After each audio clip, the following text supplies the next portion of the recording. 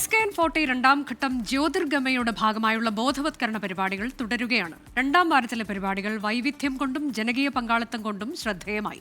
മയക്കുമരുന്നിനെതിരെയുള്ള 24ന്റെ പോരാട്ടത്തിന് മുൻ പ്രതിപക്ഷ നേതാവ് രമേശ് ചെന്നിത്തല ആശംസ നേർന്നു.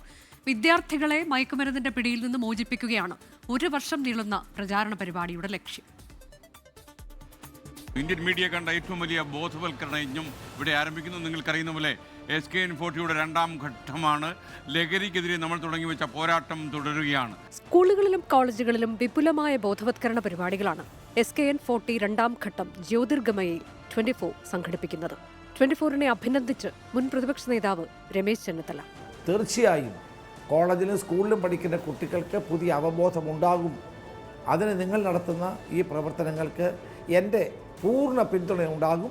മജീഷ്യൻ ഗോപിനാഥ് മുതുകാട് ആശംസ നേർന്നു.